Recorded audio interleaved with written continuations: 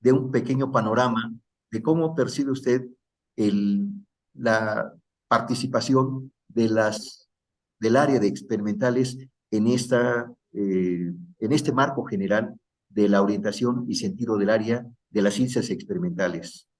Adelante, doctor, tiene la palabra. Muchísimas gracias por sus amabilidades y gracias por haberme invitado a, a tener este encuentro con ustedes. Para mí es sumamente, ya lo comencé platicando con José Luis Moreno hace rato, de manera que ya tengo vuelo para comenzar ahora a conversar con todos ustedes. Me invitaron a hablar de las áreas y lo primero que se me ocurre es, vale la pena hablar de las áreas. Podría parecer que no, porque en el colegio se ha ido difundiendo la desconfianza hacia el modelo educativo, al son de que tiene más de 50 años. Entonces, ¿cómo es posible que sigamos hablando de modelo educativo y que digamos que es el mismo de hace 50 años? Y bueno, es un hecho que estamos metidos, inmersos en un cambio de civilización, una manera de organizar la larga historia de la humanidad, pero ya en la época en que aparecieron las ciudades, o sea, del 10.000, digamos, perdón, de los 10 millones de años hasta nuestra época, es que hubo inicialmente una civilización ritual en la que los sacerdotes dominaban, luego una civilización eh, real en la que los militares tenían la voz cantante, y finalmente estamos en una civilización mercantil en la que el dominio lo tienen los comerciantes y luego los capitalistas, los financieros, los ricos, etcétera. Como dice Wittgenstein, estamos en un sistema mundo dominado por el capitalismo, pero es un sistema mundo que está ya en crisis y va y evoluciona y nadie sabe claramente hacia dónde, pero nosotros estamos metidos en la cultura de esta época y es una cultura diferente, sin ninguna duda, diferente de la cultura que hubo en la segunda mitad del siglo pasado. Y esto no podemos ignorarlo. Pero entonces, ¿qué pasa con el modelo educativo? Y esto es lo que me interesa subrayar en este momento ante ustedes.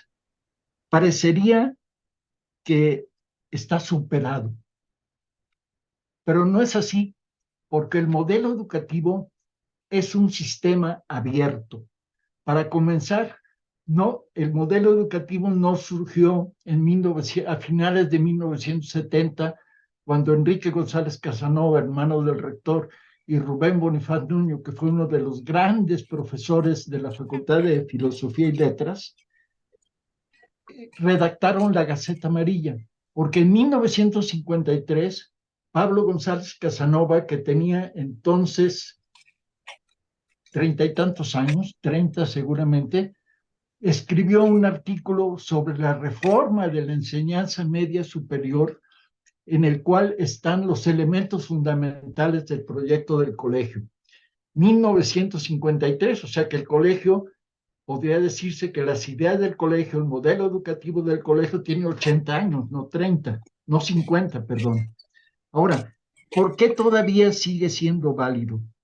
Porque el modelo educativo es un sistema abierto, es decir, trata de enseñar lo importante de las materias importantes, pero la importancia de las materias varía.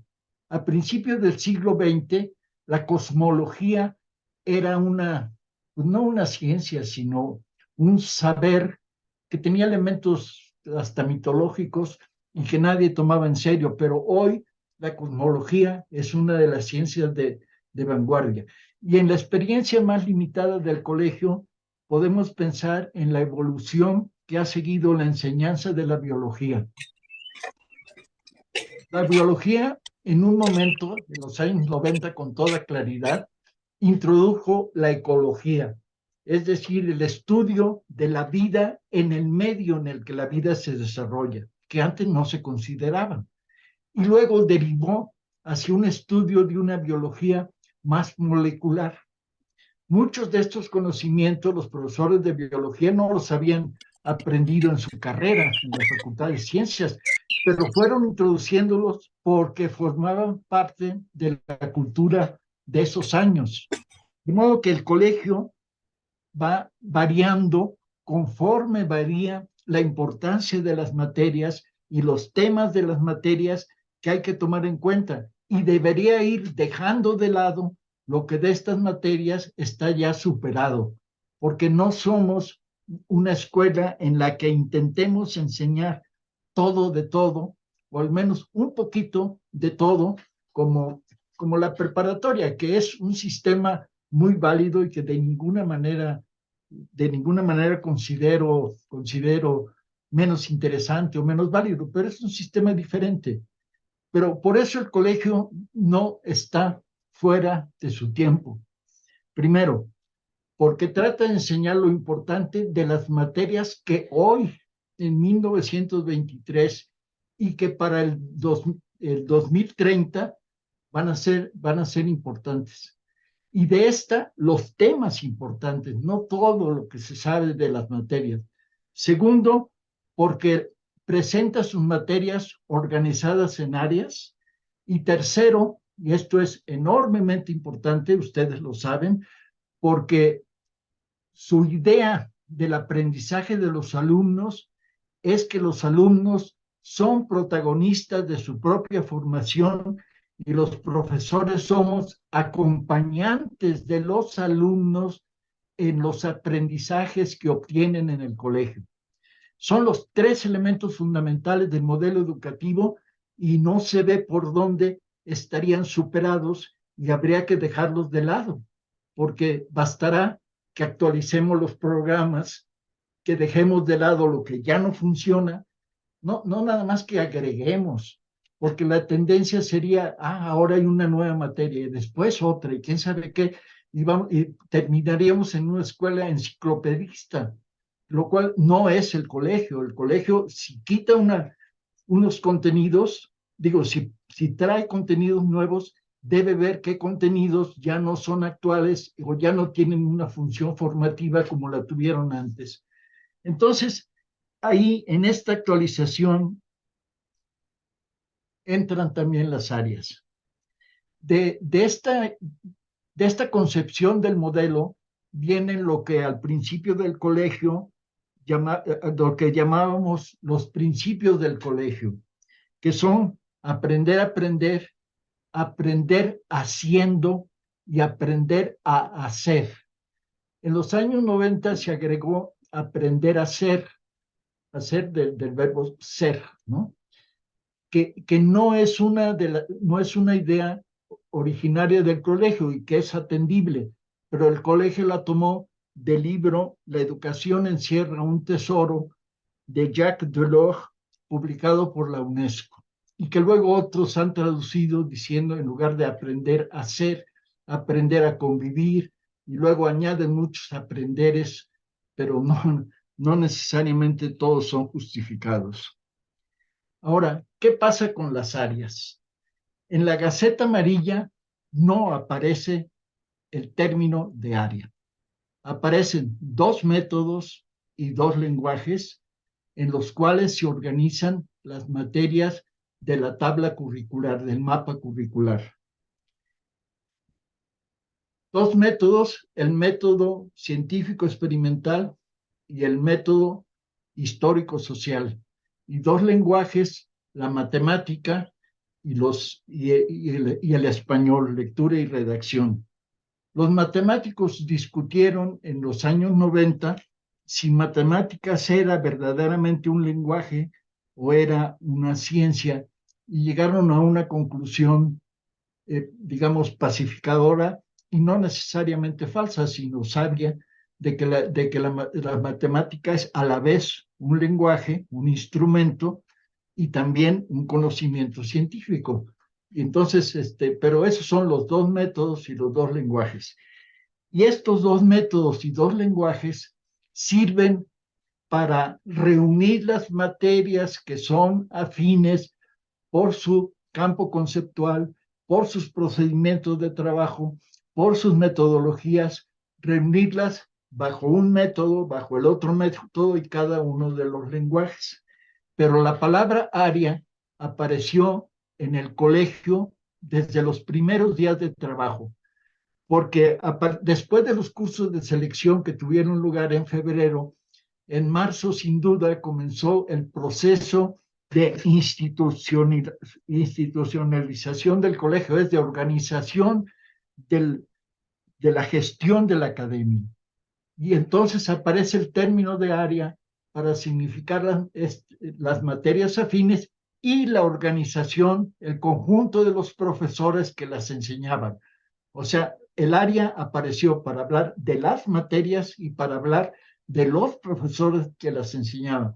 Y ahí apareció el término de jefe de área, que luego el colegio, las comunidades de cada una de las áreas cambiaron por coordinador de área, porque nos parecía que no tenía por qué haber jefes. Lo que había era coordinadores del trabajo del colegio, de la comunidad docente en cada uno de los planteles, turnos matutinos y turnos vespertinos. Ahora, ¿qué es el área entonces? Tiene una función académica. Reúne las materias que comparten un método, una manera específica de construir el conocimiento, conceptos, leyes compartidas y formas específicas de trabajo. Y esto es coherente con uno de los valores fundamentales del colegio como proyecto universitario.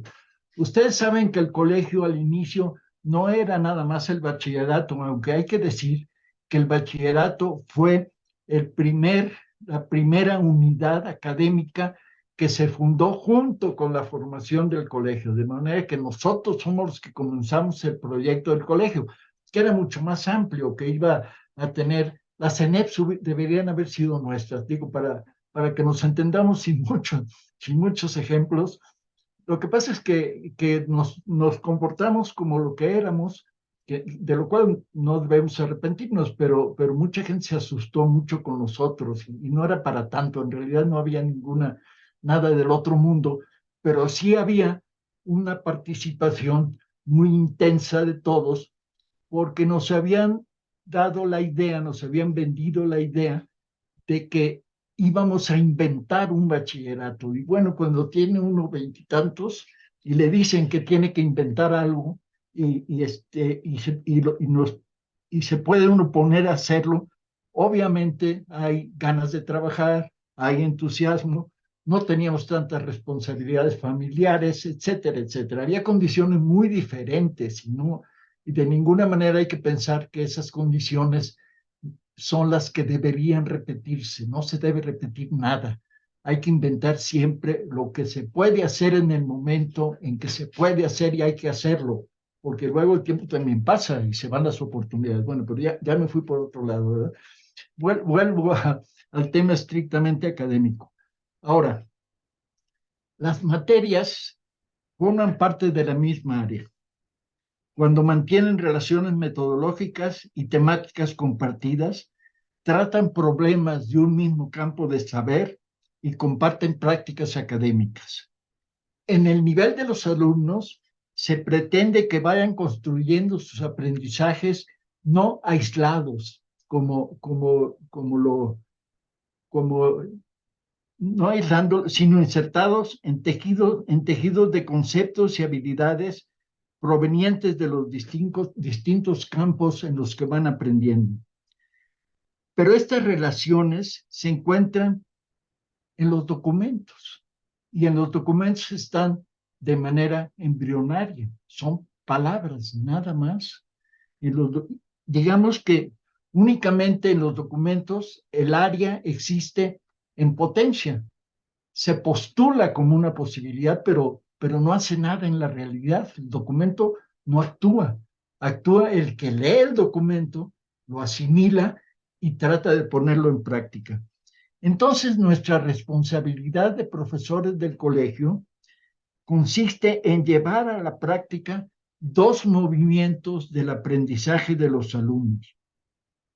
Uno, orientarlos para que mantengan la unidad de las materias de la misma área, para que vean sus relaciones, para que vean en qué se parece y qué agrega cada una a lo que cada una de las otras está aportando, etcétera, etcétera, etcétera, muchas relaciones.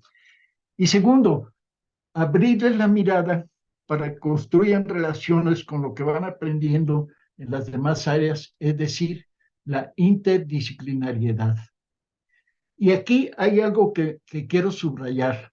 En la Gaceta Amarilla se habla de interdisciplinariedad pensando inicialmente en las facultades y escuelas que deben colaborar para que la universidad sea verdaderamente universidad. Esta frase es de la Gaceta Amarilla. La fundación del colegio es para que la universidad sea plenamente universidad.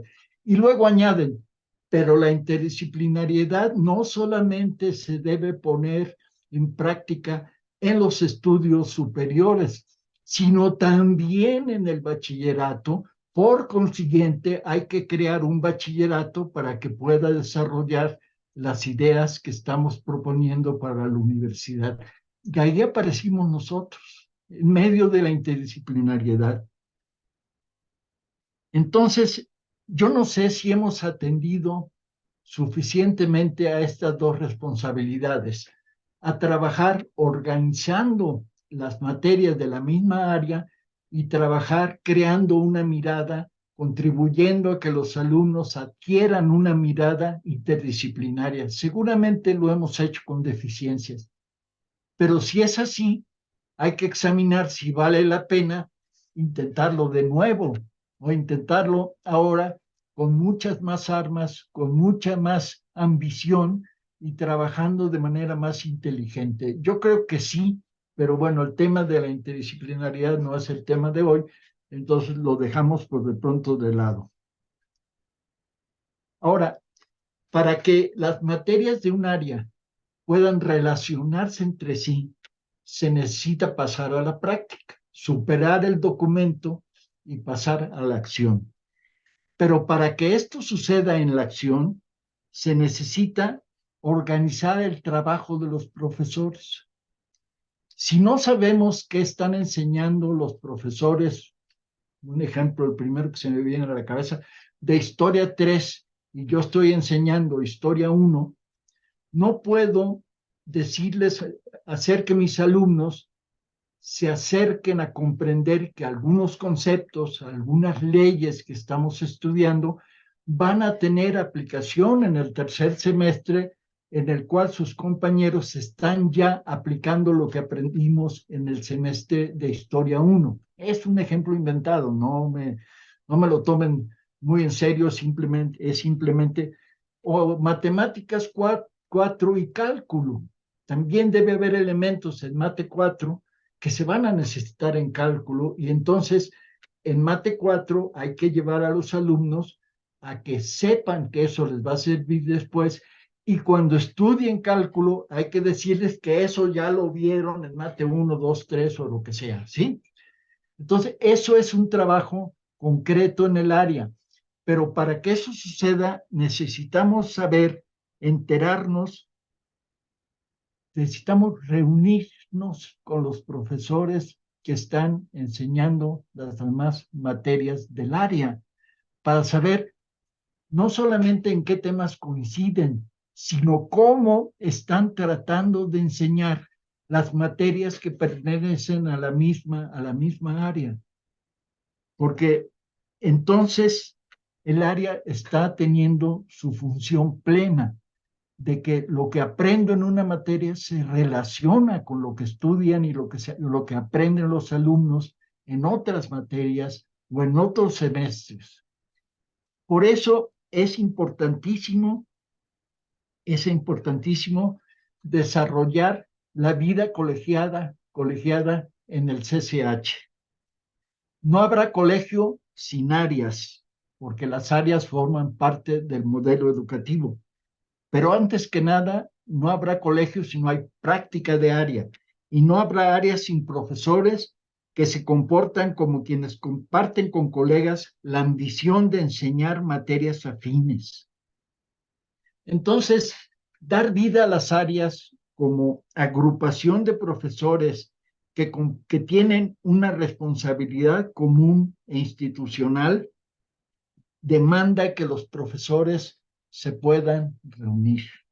Se demanda que los profesores puedan hablar de su experiencia en la docencia, de lo que van inventando, de lo que cada día, de los problemas que cada día encuentran, de los alumnos que después de la pandemia no tienen ganas de leer. Bueno, sí tienen ganas de leer, lo que pasa es que no saben que tienen ganas de leer, y entonces hay que llevarlos a que se den cuenta de que en realidad tienen muchas ganas de leer, pero que tienen algunos prejuicios y una venda en los ojos que les impide tener la experiencia viva de cómo se pueden divertir leyendo una novela, y que leer esa novela los está formando como seres en ciencias y en humanidades, etcétera, etcétera. Creo que con esto nos entendemos.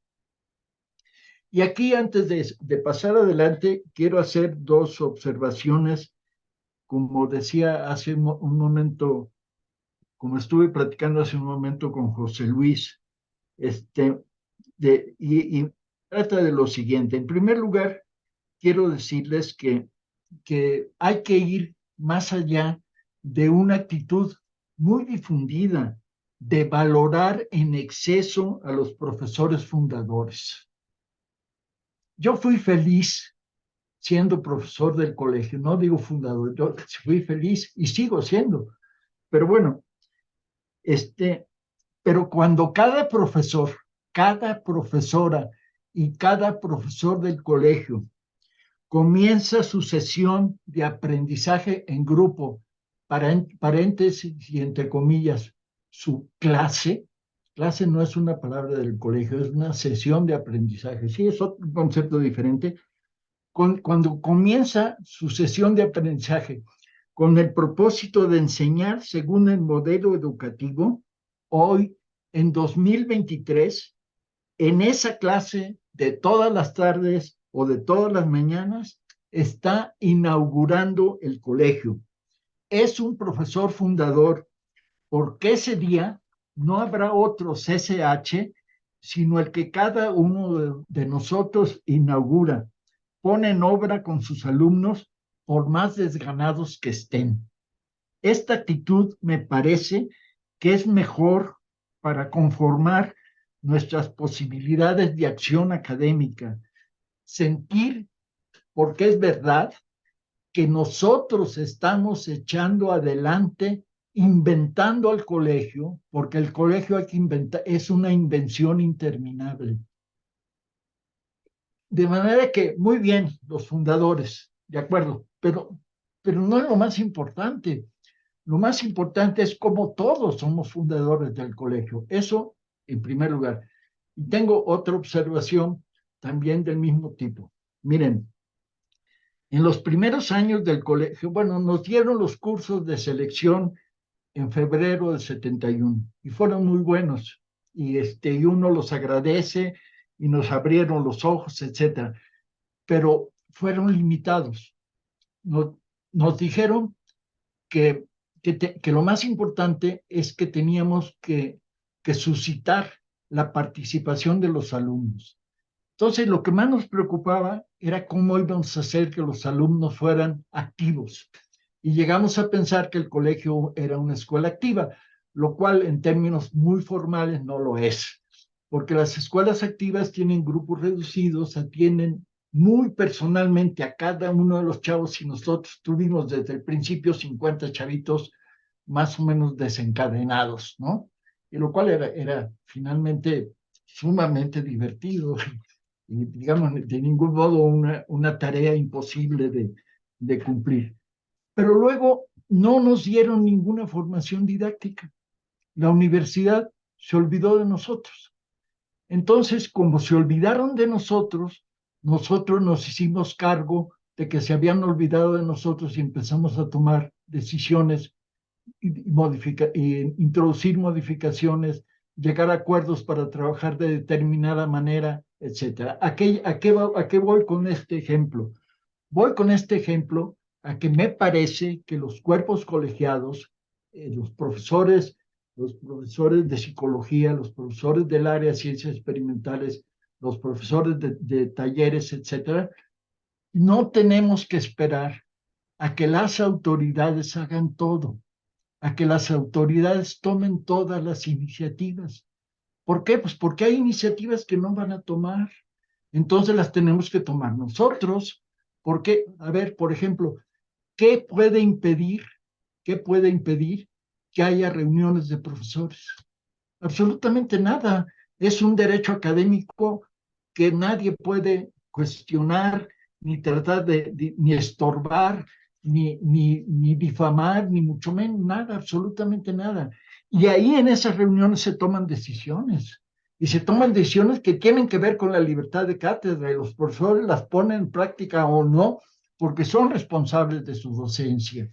Sí, entonces son dos cosas que tienen que ver con algo así como, digamos, una especie de actitud institucional profunda de los profesores. Por una parte, no esperar que las autoridades se hagan cargo de todo, sino hacernos cargo nosotros.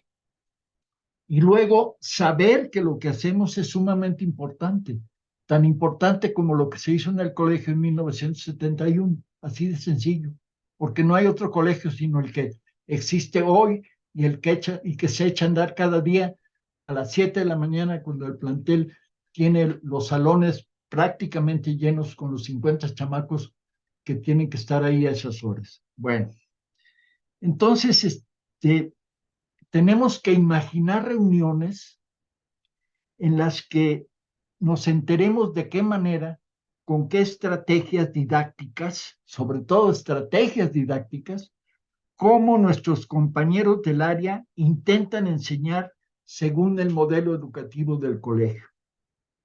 En esas reuniones, amplío, voy a decir lo mismo, pero con más detalles, o sea, no es otra idea. Cada uno informa de sus intentos y todos escuchan, evitando críticas humillantes. Incluso cuando hay errores o nosotros suponemos que los hay, a lo mejor no son errores, pero a mí me parecen, pero no tenemos que enseguida irnos encima de los demás, ni mucho menos, ¿no? Un ambiente marcado por el respeto y la convicción de nuestra tarea compartida, sin pretensiones de dominio y sin petulancia, hace que tales reuniones sean productivas y agradables, condición de su permanencia y desarrollo. En los inicios tuvimos la suerte de hacerlo así. Queríamos inventar el colegio, pero sabíamos que no sabíamos. Sabíamos que no sabíamos nada de didáctica y que teníamos que ir inventando. Entonces todo el mundo iba y contaba lo que había hecho. Y a veces eran ideas sensacionales y otras veces era lo que todo el mundo había estado haciendo más o menos igual. Entonces no aportaba nada, pero nadie se ponía a decir, bueno, es que eso ya lo sabíamos, entonces a ver si dices algo nuevo. No, absolutamente. Pasábamos mucho tiempo en eso, sí, pero, pero es lo que nos hacía sentir que entre todos estábamos construyendo el colegio. Y el colegio no existe hoy si no lo vamos construyendo todos, compartiendo lo que cada uno sabe, entregándolo a los demás y, y escuchando tranquilamente lo que dicen los otros, porque luego de pronto donde no esperábamos aprender nada, salen ideas sensacionales y eso es sumamente agradable y justifica los esfuerzos que se hacen. ¿Cuándo y cómo hacer estas reuniones? No lo sé, porque cada área, cada plantel tiene sus tradiciones, etcétera, pero no hay que sujetarse nada más a las tradiciones, hay que introducir elementos nuevos. Pero tantas reuniones no muy numerosas, porque las reuniones muy numerosas se agotan y luego se convierten en una carga. Y luego los profesores consideran que es una pérdida de tiempo y para volverlos a convencer de que se reúnan, va a ser sumamente difícil porque ya están curados de espantos, ¿no? Ya no quieren hacerlo. ¿Por qué? Porque van ahí y todos los días lo único que se dice es, ¿quién va a hacer los exámenes extraordinarios del próximo periodo? Pues le toca de la C a la N. Los que se apelliden entre C y N son los que van a tener que hacer. Tienen que presentar el proyecto de examen, de aquí a 15 días se lo entregan a mi secretaria y mi secretaria lo lleva a la dirección. ¿Qué diablos es eso, no? Yo no veo que eso se hace sin que asista nadie y ya, pero lo demás, lo que está sucediendo vitalmente en el trabajo de cada uno, es algo que nada más cada uno puede comunicar. Entonces, tantas reuniones cuantas los profesores quieran sin perder las ganas de tenerlas. ¿Y qué se haría en esas reuniones? Bueno, ahí a lo mejor habría que retomar el concepto de semana académica. No sé si a alguno de ustedes les tocó todavía eso. La semana académica era una semana antes del comienzo del curso, no sé si todavía hay, pero los profesores del área se reúnen, ven los temas que donde los profesores de la misma materia ven qué temas son los difíciles, los que los alumnos consideran que son muy difíciles de aprender y que los profesores sienten que no están enseñando con toda pertinencia.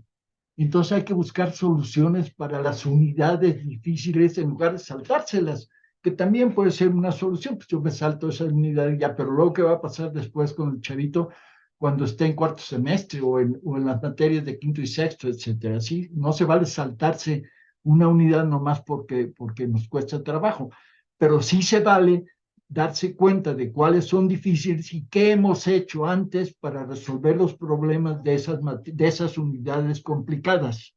Entonces, eso se puede hacer en la semana académica.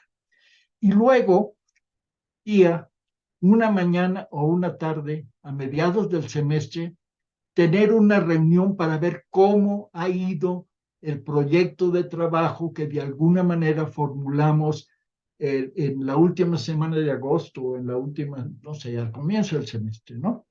¿Cómo ha ido y qué ha pasado? ¿Hemos tenido éxito o ha sido un fracaso? ¿Qué es lo que nos falló? ¿Cómo podemos mejorar para terminar el semestre bien y con los aprendizajes que los alumnos tienen que obtener porque eso es lo que pide la materia que estoy enseñando, ¿sí? Bueno, entonces yo creo que este tipo de reuniones no son particularmente pesadas si se planean, no si se llega ahí a ver qué dicen los que están presentes, que puede ser que ese día estén inspirados o no, y entonces puede ser que funcione o no, pero debe funcionar. Entonces hay que planearla.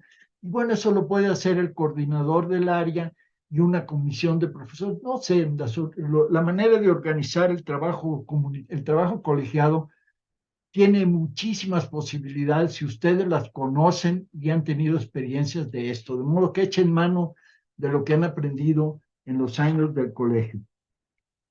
Y a lo mejor al final del semestre, a lo mejor, o al final del año por lo menos, una reunión de evaluación que puede convertirse en un curso.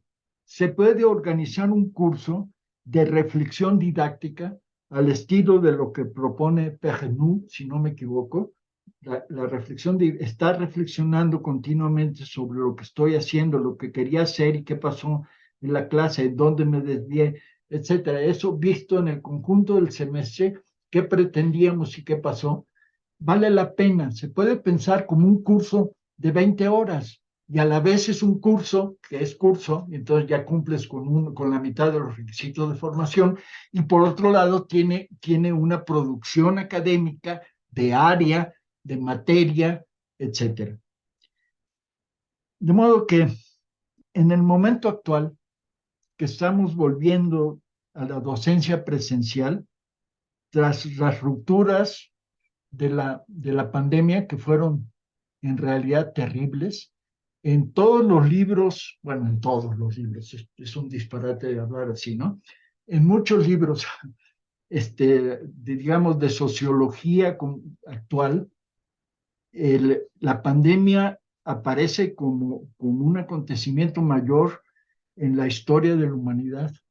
Esta pandemia, claro que antes hubo también pandemias terribles, ¿no? ¿Cómo se llamaba? La fiebre negra, no se llamaba fiebre, la peste negra, ¿no? La peste negra y eso en medievo en que se murió la tercera parte de los habitantes de Inglaterra y cosas por el estilo. Pero esta pandemia, porque puso al desnudo muchos de los mecanismos colonialistas y arbitrarios del capitalismo contemporáneo. Los puso en evidencia. Entonces, ha sido un periodo de ruptura y hay que ver de qué manera asumimos esa ruptura para comenzar de nuevo, no para repetir lo que ya hicimos antes, sino para un nuevo comienzo. Está a nuestro alcance y ahora que estamos en el mes de junio y que ya terminaron las clases y que van a comenzar las clases no sé cuándo, en agosto, cuando sea, el día que sea el 8 o el 15, no sé, pero en agosto es un momento en que podemos decir cómo recomenzamos. Y como están preocupados por el área, ¿cómo recomenzamos trabajando en área? O al menos trabajando en psicología y en todos los demás profesores que me estén escuchando, cada uno está en su área y sabe lo que puede hacer en su área. Es un buen momento, es un buen momento. Tomen la iniciativa, ¿sí? Discutan las perspectivas que mejor les convengan para cumplir el compromiso de seguir fundando el colegio cada día del trabajo en 2020, en el semestre 2024-1. Muchas gracias.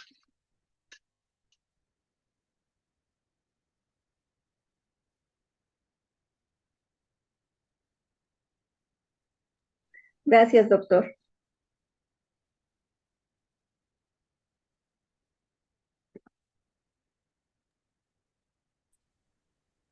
Muchas gracias, doctor. Bien, vamos a esperar algunas preguntas que pudieran llegar. Y bueno, vamos a... Sí, están levantando. Hay varias Bonito. manos levantadas. Vamos a escuchar algunas de las...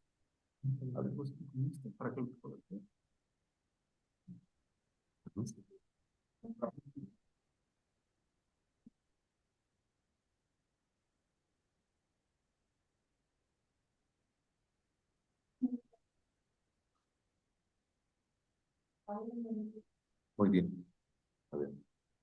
A ver, tenemos al profesor Raúl Meléndez Venancio, que tiene una pregunta para el doctor. Adelante. Buenos días todavía. Maestro Bazán, gusto en saludarlo. Hola, Raúl, a tus órdenes. Pues, ¿qué cree? El viernes terminamos un curso, la invariancia del electromagnetismo y la gravitación, y nuestras conclusiones fueron Física, su ponencia. física Supongo 3 y que 4. digo, y sus ideas fueron nuestras conclusiones. Supongo que, como usted bien sabe, hay un entrelazamiento cuántico, también hay un entrelazamiento de ideas. Pero bueno, nos da gusto a los maestros de física escuchar esta coincidencia con usted. Felicidades. Tengo una pregunta. ¿Qué opina, qué opinión, qué el papel, cuál cree que ha sido el papel de la administración en esta búsqueda de identidad de cada docente, de cada trabajo por hacer mejor su docencia, su trabajo de enseñanza-aprendizaje en el aula laboratorio o en las aulas digitales o en las áreas, en las aulas normales a lo largo de estos años, de este periodo del CCH? Gracias. Bueno, sí te voy a decir lo que pienso. No creo que deba simplemente decir, es que no sé qué. No. Sí, yo siento, pero de ninguna manera tengo la pretensión de decir que lo que a mí se me ocurre o lo que yo reflexiono necesariamente es totalmente objetivo y indiscutible, para nada. Yo sí echo de menos que se haya, que haya disminuido el interés concreto, no las declaraciones, pero como decía a propósito de las áreas o de los dos métodos y dos lenguajes escritos en los documentos que tienen que ser puestos en la práctica, yo creo que no ha habido un ambiente particularmente propicio o que fomente o que ayude a que, a que haya trabajo colegiado. Y en ese sentido, no ha habido una atención a a la construcción de la identidad académica de los profesores específicamente para el colegio, porque no formamos profesores en abstracto, nos interesan profesores para el modelo educativo del colegio, para el buen funcionamiento del proyecto del colegio. Yo creo que no se ha hecho todo lo que haría falta. Y ahí no llevo mi juicio más adelante, no sé si esto puede haber muchísimas razones, pero tu pregunta en lo esencial es si pienso que se ha hecho lo suficiente para fomentar la identidad académica y didáctica de los profesores del colegio. Yo creo que no. Muchas gracias. A pregunta expresa al maestro Pablo González Casanova, igual que usted, me dijo, si van a revisar los programas, vean los documentos originales. Muy 3 bien. veces me lo dijo, en particular la Gaceta Amarilla. Gracias. Felicidades a los organizadores. Muy bien, muchas gracias, maestro Raúl Meléndez.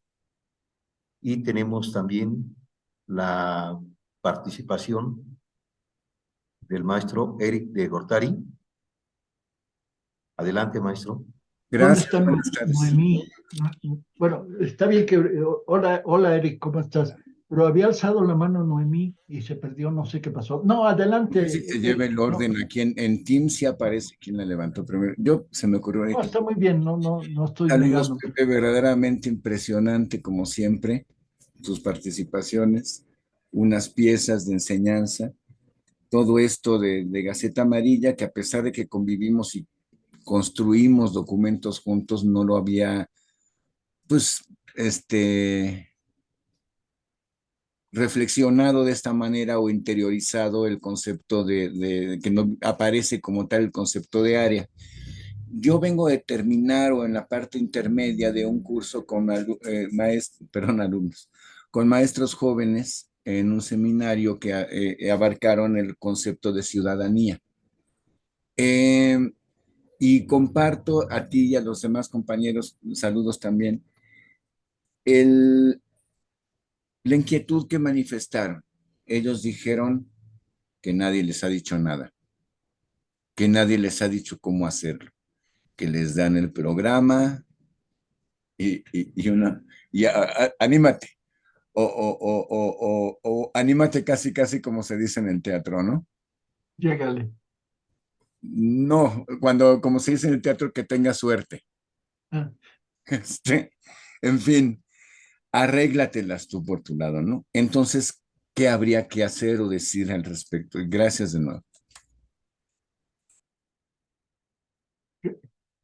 a ver, perdóname, Erika, si me puedes repetir la pregunta más formal, porque... ¿Qué hacer? ¿Qué hacer y qué responderles a profesores de Que recién dicen, ingreso, a mí no, tienen 5 o 6 años y dicen es que no me dijeron qué hacer y que se sienten desprovistos de ello? Bueno, mira, yo creo que esa pregunta es ya una pregunta que abre posibilidades. O sea, todas las preguntas abren posibilidades. Yo no sé algo y digo, oye, ¿qué pasó con esto? Cuando me responden, entonces en mi mundo aparecen cosas que la respuesta me da y que tienen que ver con muchísimos aspectos de mi vida interior. Entonces, cuando el profesor dice, a mí no me dijeron nada, y lo dice 6 años después, o 1, o 1 mes, quiere decir que le sigue importando que alguien le diga algo. Pero ahí creo que a mi manera de ver, lo que puede ser más fuerte, más profundo, es decirle, pues fíjate que en el colegio, un elemento absolutamente central es que los alumnos sepan aprender, que aprendan a aprender y que sean autónomos en el aprendizaje. Bueno, no te dijeron nada, y qué lástima porque ya pasaste 6 años y estuviste haciendo lo que podías de buena fe y punto, de modo que no tienes nada de qué sentirte culpable. Pero a partir de este momento, tú eres autónomo en el aprendizaje porque ya cursaste una carrera. Entonces, 2 cosas. Los escritos fundamentales son González Casanova, 1953, la Gaceta Amarilla, el Plan de Estudios actualizado, las áreas, ¿cómo se llama? El documento de la función y el... Orientación y sentido del Orientación área. y sentido. Hola, ¿cómo estás? Orientación, Rosa María, hola. Orientación y sentido de las áreas, ¿sí? Léelos. Y luego, cuando los hayas leído, ¿por qué no nos juntamos con fulano y sutano, que son tus amigos y que también son mis amigos, para conversar sobre esto? Porque lo que hay que aprovechar ahí es que el profesor tiene una disposición para aprender, porque está diciendo, a mí no me enseñaron. Es una queja, ¿no? Entonces, si es una queja, quiere decir que siente una carencia. Y si tiene una carencia, va a tener ganas de colmarla, de resolverla. Entonces, yo creo que esta actitud de ver en dónde encontramos preguntas y deseos para satisfacerlos con enseñanza del colegio, con ideas del colegio, hay que aprovecharlas como aprovechamos en los salones de clase cuando los chavitos preguntan algo que nos parece muy importante. Yo me iría por ese lado.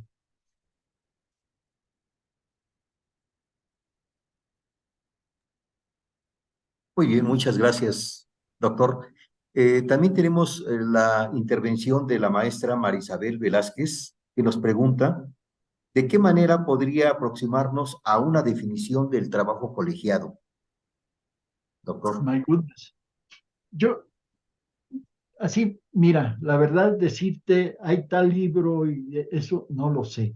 No lo tengo, pero no es un concepto particularmente complicado. Finalmente, digamos, hay un trabajo individual y es lo que yo hago en mi casa, en mi computadora, o si tengo un lugar donde trabajar o digamos, en el Ciradín o en la biblioteca del colegio, del plantel, etcétera.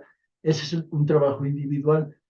Mis reuniones de aprendizaje con un grupo escolar es un trabajo ordinariamente individual. A veces colaboramos con profesores, juntamos 2 grupos y hacemos algo más, ¿no? Bueno, muy bien. Y luego hay un trabajo en el que nos reunimos en grupos que van más allá, para que sea colegiado, más allá de una reunión entre amigos. Yo creo que durante la pandemia hubo muchas reuniones entre amigos. ¿Por qué? Pues porque tenían mi correo electrónico y teníamos reuniones en Zoom y teníamos conversaciones con mis amigos, como decimos normalmente en el colegio, con mis cuates, ¿no? Y eso está muy bien, desde luego, pero tiene una limitación, y es que aquellas personas con las cuales me reúno espontáneamente, finalmente tienen mucho.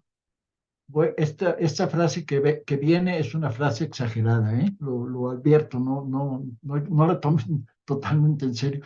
Son reuniones en cierto modo con mis dobles, conmigo mismo, porque ya sé lo que piensan, ya sé lo que van a decir, ya sé que me van a decir, de todas maneras, diga yo lo que diga, muy bien, ánimo. En cambio, cuando el horizonte es más amplio, lo que cada quien aporta va más allá de su mera subjetividad repetida. Y ese es el valor de lo colegiado. Y ese es el valor que hay que tratar de alcanzar. Y es un valor, créanme, profundamente satisfactorio, porque crecemos, porque cuando escuchamos a gentes que no habíamos oído o con las cuales no habíamos tenido contacto, pero lo inauguramos el día de hoy, ese día estamos creciendo y ellos también están creciendo, ¿sí? Yo creo que ese es el trabajo colegiado. No es el trabajo colectivo en el sentido de que todos van a hacer lo mismo y cada quien hace un párrafo. No, para nada. Es una reunión en la cual, digamos, las subjetividades tienen un terreno de expresarse para dar y recibir, sin estar obsesionados tampoco en que va a ser una maravilla psicológica. No, no, para nada. O sea, algo más natural, más común y corriente, digamos. Y yo lo veo de esa manera. Ahora, al principio del colegio teníamos en Naucalpan los profesores de talleres, nos reuníamos los sábados, había clases los sábados, y las clases terminaban a las 12, hasta 73 hubo clases los sábados. Y después de las 12 a la 1, nos reuníamos hasta las 5 de la tarde para platicar de lo que cada quien había hecho. Y salían muchísimas ideas buenísimas de cómo trabajar y también había repeticiones, etcétera, pero la pasábamos bien, la pasábamos. Yo creo que esto no es difícil de lograr, pero hay que perseverar un poco al principio porque uno no está entrenado para hacerlo, entonces hay que ver cómo lo hace, ¿no? Bueno, yo lo veo de esta manera, que a lo mejor es muy simplona, pero yo creo que eso puede hacerse y que sería buenísimo, muy bueno para el colegio, muy, muy bueno. Gracias, Isabel. Gracias, doctor. Pero si no hay alguien más que quisiera participar, no sé si me permitiría pues continuar con esa pregunta.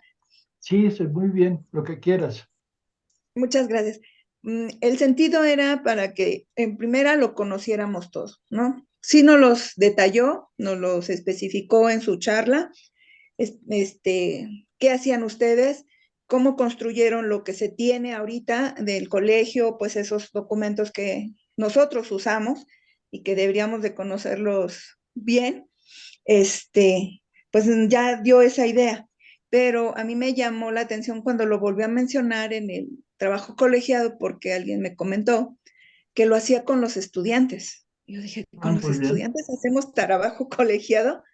Dije, bueno, pues a lo mejor no tengo clara la perspectiva del modelo educativo porque pues esta persona que me lo comentó pues fue formado en el colegio, ¿no? Yo no soy formada del colegio, pero me he tratado de insertar porque me encanta el modelo, me gusta, yo siento que lo hemos podido adecuar conforme va el tiempo y como usted mencionó, no se queda obsoleto, ni tampoco hay que hacerlo a un lado, sino ver dónde modificar, renovar lo que le hace falta al colegio. Pero sí me llamó mucho esa atención. Entonces, por eso era mi pregunta entonces, ¿cómo vamos a entenderlo? ¿Lo hago con mis pares, como lo acaba de mencionar, o también se podría hacer con los estudiantes con los que yo trabajo? Sí, No sí, sé. no, por supuesto que hay que enseñar a los alumnos a trabajar con sus compañeros. Y ese es un trabajo colegiado también. Los trabajos en equipo que llamamos, ¿no? Hacer equipos. Y luego las Ajá. reuniones de todo el grupo. ¿Por qué las reuniones del grupo son importantes? Porque en el grupo no solamente lo que uno escucha en un equipo en el cual de una manera o de otra, permítanme la metáfora, el grupo, los 4 o 5 alumnos que forman un equipo ya están domesticados entre sí. O sea, domesticar significa hacer algo a alguien apto para estar en mi casa, ¿no? Domus, domesticar, hacerlo, o sea, es decir, algo familiar. sea, los que forman un grupo, un equipo de trabajo, están domesticados entre sí, pero cuando exponen las conclusiones a las que llegaron, tienen que confrontarlas con las conclusiones de todos los demás equipos. Y entonces se enriquece muchísimo el trabajo y los alumnos se dan cuenta de que no nada más existe el punto de vista que ellos asumieron, sino existen otros puntos de vista coincidentes o menos coincidentes, y que todo eso es legítimo, que la realidad no se agota con un punto de vista, sino admite varios puntos de vista, muchos puntos de vista, complementarios o contradictorios. No tiene la mayor importancia que haya contradicciones. Así, la realidad es muy compleja, ¿no? Todos sabemos.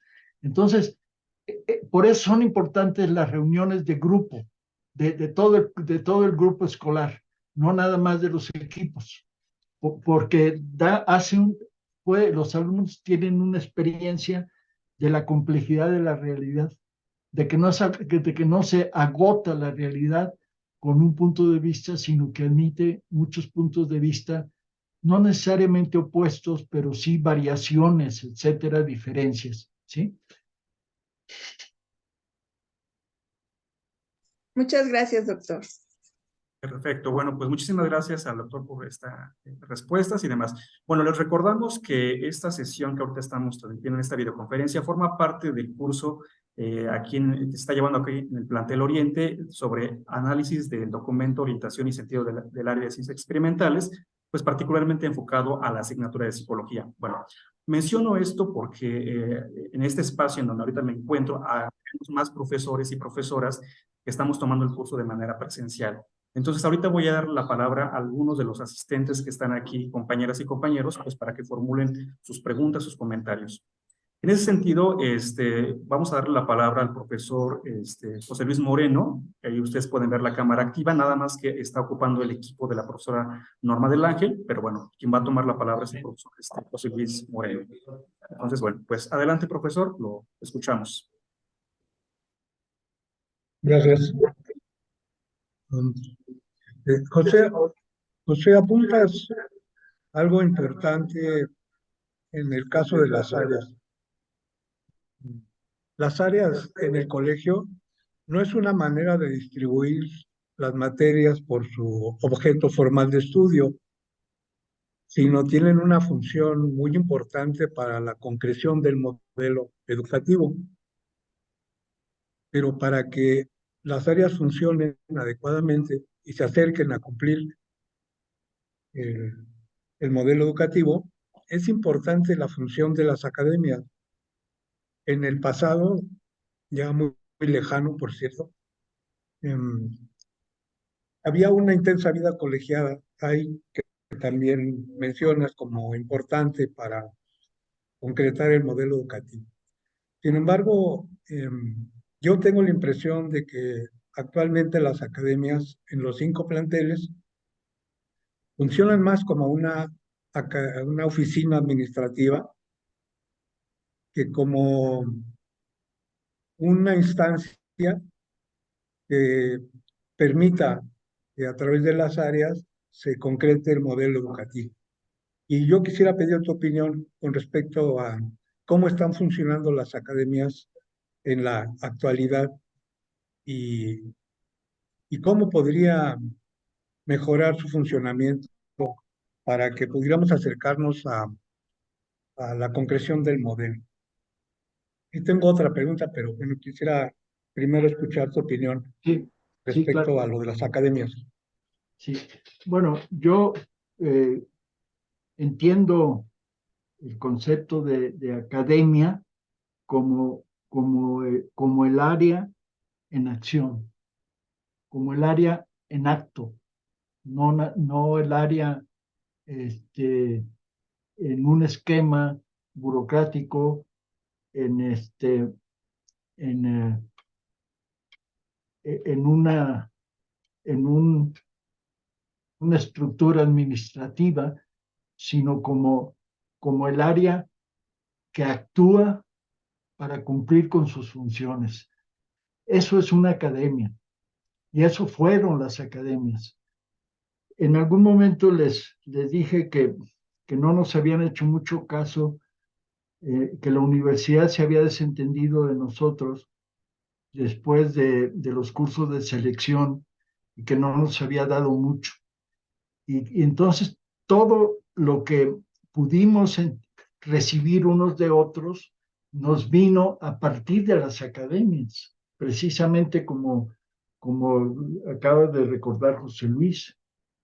De manera que, ahora, el modelo de trabajo de las academias es algo que quizá estaba muy ligado a las condiciones de los primeros N años del colegio, no sé cuántos, yo creo que pongamos hasta el 1999, por decir algo, no lo tomen muy en serio.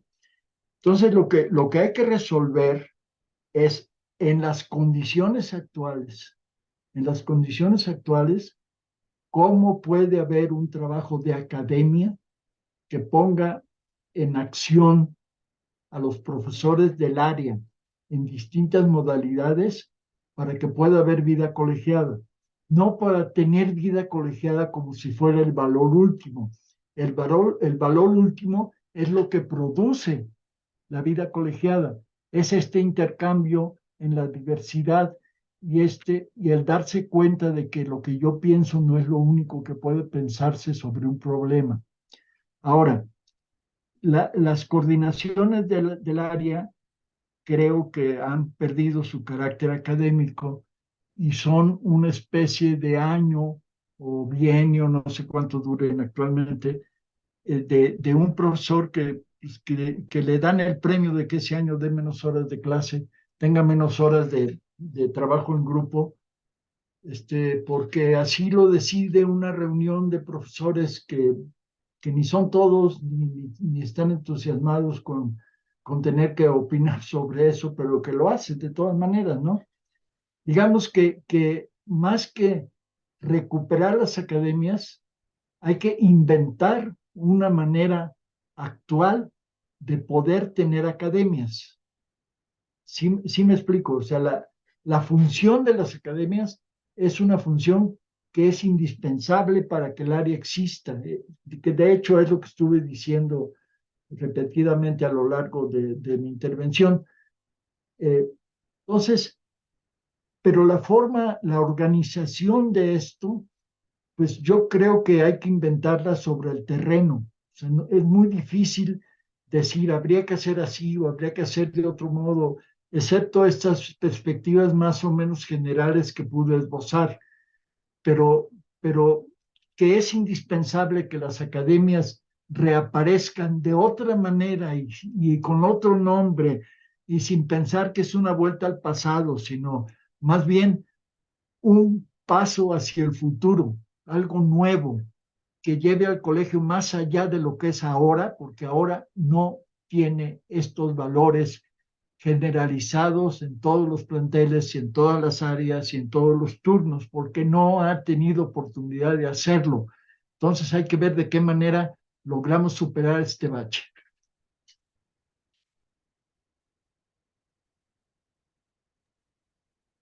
La siguiente pregunta, José Luis.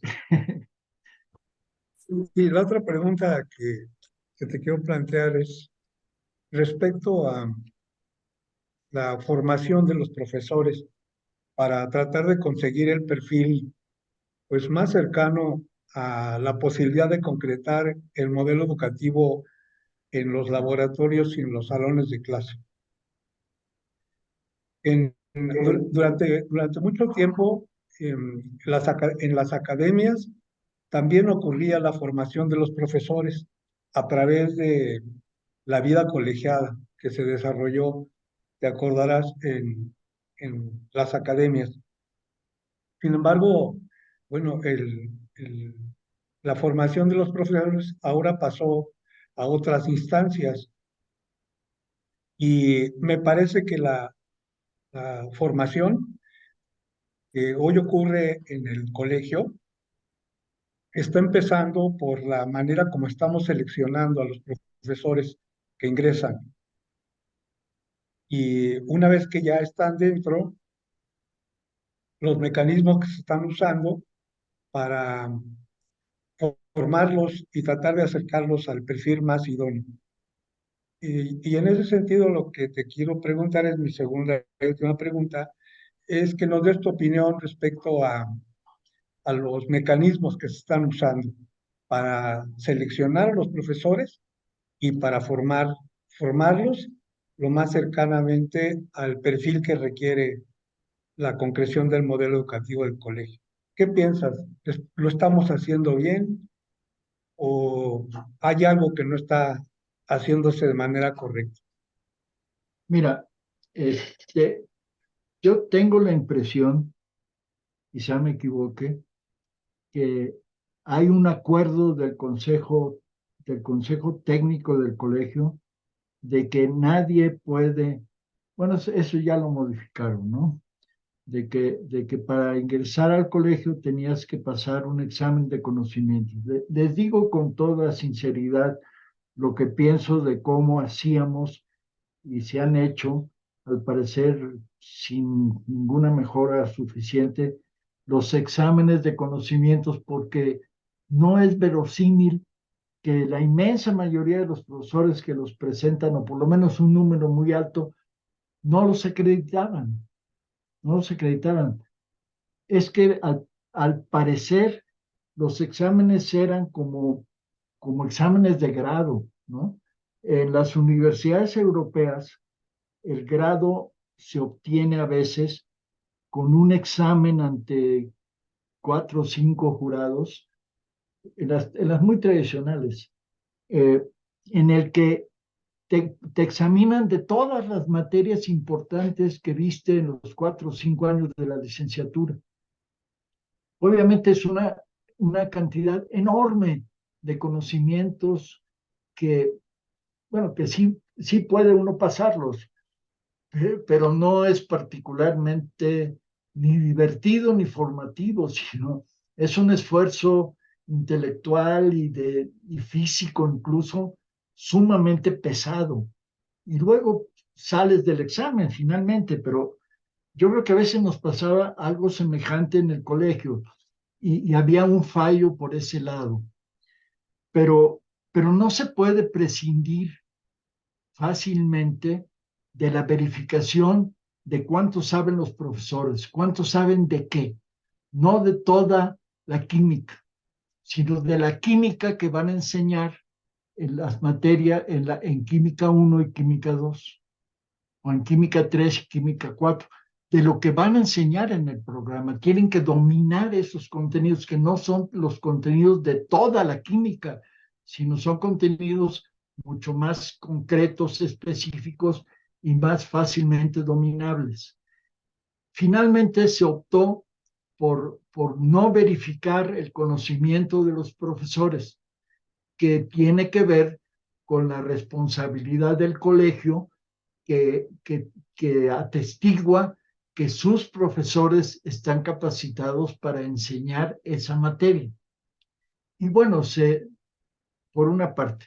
Por otra parte, es importante que los profesores, antes de comenzar a enseñar, puedan tener un curso de modelo educativo y, digamos, de reconsideración de las prácticas educativas, didácticas, de las didácticas del colegio, para que comiencen a hacerse cargo de sus grupos, sabiendo qué van a hacer de una manera específica, propia del colegio y no genérica, porque cuando es genérica o no existe, lo que hace el profesor, como es lógico, es aplicar lo que ya sabe hacer antes de llegar al colegio. Y entonces está enseñando como si estuviera en la prepa, o como si estuviera en bachilleres, o como si estuviera en el TEC de Monterrey o lo que sea. Entonces, estos dos puntos son absolutamente irrenunciables. No se pueden alegremente dejar de lado. Y bueno, en condiciones de un atraso en este punto se encuentra una solución para regularizar a los profesores y bueno, ya terminó o está terminando, pero habría que retomar el tema en una perspectiva mucho más formativa desde el principio, justamente verificando los conocimientos y haciendo que los profesores conozcan el modelo educativo con cursos bien organizados. Yo no veo que esto sea muy difícil de hacer, pero hay que querer hacerlo. Y eso es lo que yo opino, sin que esto signifique ningún tipo de condena, ni de tache, ni nada por el estilo, pero en el colegio siempre hemos hablado con libertad, y son las libertades que yo también me tomo como profesor universitario. Entonces, eso es lo que yo pienso, José Luis. Muy bien, pues muchísimas gracias, doctor. A continuación le voy a dar la palabra al profesor Carlos Núñez para que haga una pequeña intervención. Gracias. Sí, doctor. Una de las preguntas que ha estado moviéndose mucho en el escenario del CCH, al menos en lo que me ha tocado ver, es que hay una materia pendiente, y esta resulta ser cómo integrar la vinculación entre las materias de una misma área, porque parecería que se da por hecho que las materias que componen un área están vinculadas desde su nacimiento, pero hay una desvinculación muy fuerte, muy marcada entre estas materias. Entonces, una pregunta es, ¿de qué manera se podría establecer este vínculo o estrechar el vínculo entre las materias de la misma área? Porque no ha quedado muy claro a lo largo de 50 años. Tienes toda la razón. Un poco lo que, bueno, más bien se coincide estrechamente con lo que dije, de que tareas existen en el documento, pero no existen en la práctica. Pero yo no veo otra, volviendo un poco con algo que se me quedó sobre la formación de profesores. Yo creo que hay que pensar en la perspectiva de las academias, José Luis, estrictamente la perspectiva de las academias, ya que salió este tema y que es un tema sumamente importante. ¿Cómo las academias pueden formar a sus profesores?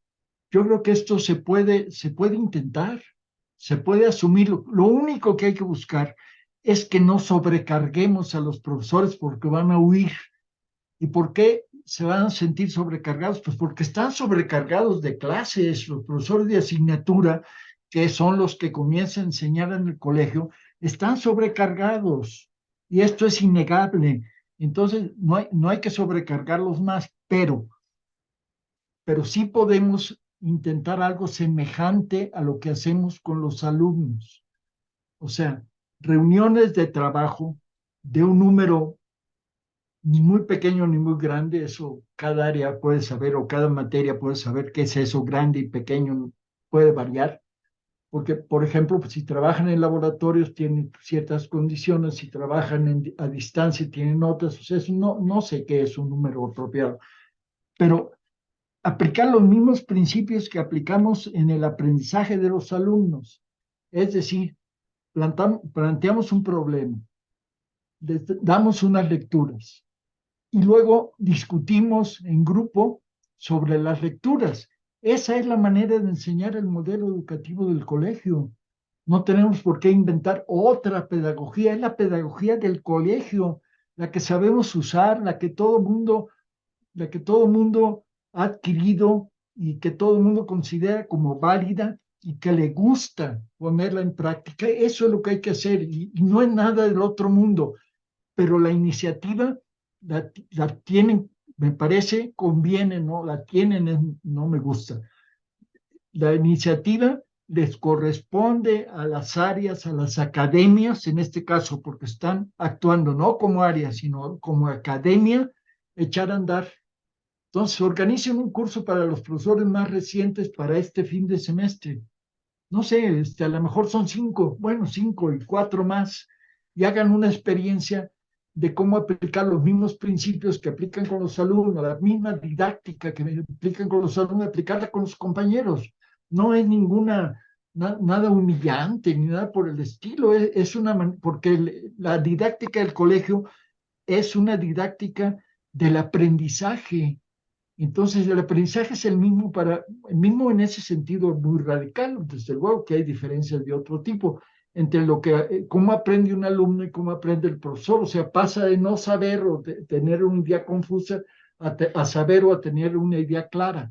Yo lo veo, o sea, digamos, tomemos nuestra práctica y démosle la vuelta para que se junte con lo profundo que hacemos por el colegio. No sé si estoy diciendo algo muy complicado, yo creo que no. Yo creo que sí se entiende, ¿no? Que lo que es el colegio hay que tomarlo y asumirlo conscientemente, digamos, ¿sí? Quizá esta última formulación es más afortunada. Bueno, en fin. Gracias, doctor. Y otra pregunta también que ha estado surgiendo mucho en el ámbito CCHero es de qué modo se puede formar la interdisciplina en los alumnos. Si entre los profesores hay una gran distancia para entender el concepto y mucho más para generar un método que nos conduzca al modelo de la interdisciplina o al concepto de interdisciplina. Sí, yo sobre el tema de la interdisciplinariedad, tenemos un seminario de modelo educativo y durante varios semestres el tema ha salido y avanzamos de alguna manera en esto. Por ahí anda Rosa María Villavicencio, que se apasionaba mucho por este tema. Pídanle que les dé un curso. Bueno, bueno, voy a lo siguiente. Yo creo que como en esto tenemos un déficit muy grande, o sea, no tenemos una reflexión muy rica y muy generalizada, yo creo que lo que deberíamos comenzar, me parece, por un estudio, un estudio de fuentes, o sea, es decir, hablar con alguien que sea experto y existen en la universidad y preguntarle cuáles son las 3 o 4 obras en las que de una manera, pensando en la enseñanza, se aborda la interdisciplina y ampliar nuestros conocimientos. Porque si comenzamos simplemente diciendo, bueno, ¿qué es la interdisciplina? Bueno, pues ninguno de los del grupo tiene ninguna idea o dice lo que aprendió en 1988, pero que, digo, hay menos probabilidades de que acertemos. Necesitamos informarnos, pues, o sea, y ver qué es lo que sucede actualmente con esto.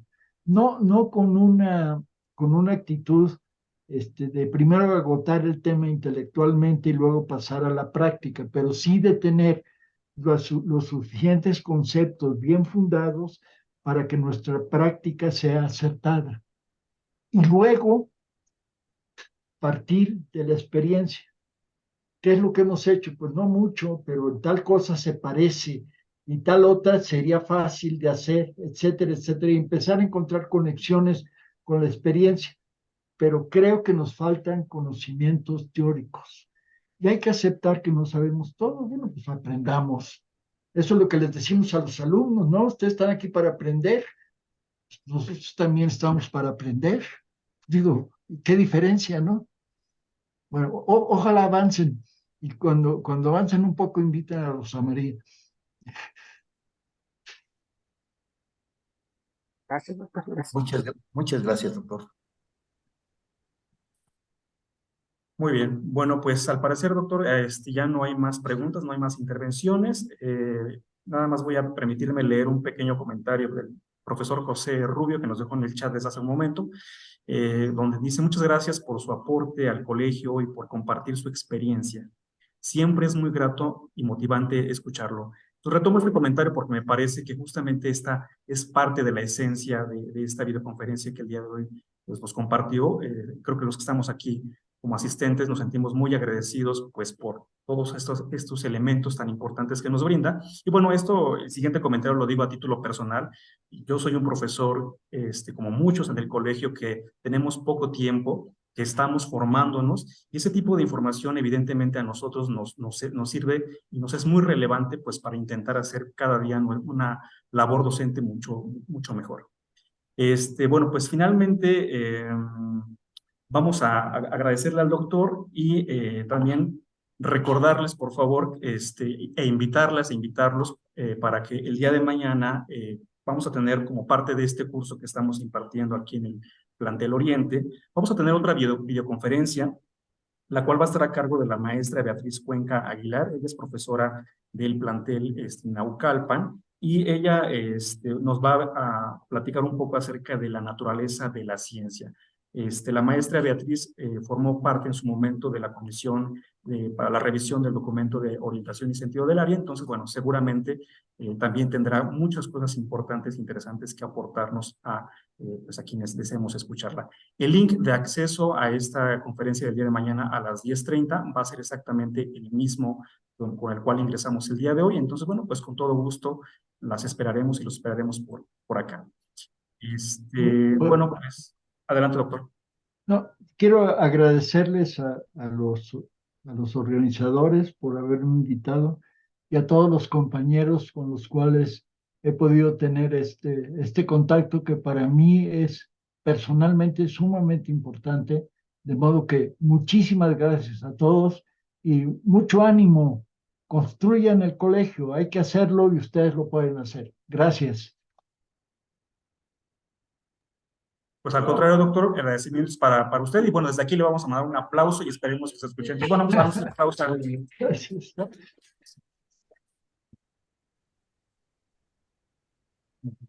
Gracias. Pues muchas gracias. Me vuelvo a mi rancho. ¿Sí? Hasta luego. Bueno, hasta luego. Gracias. Buenas tardes.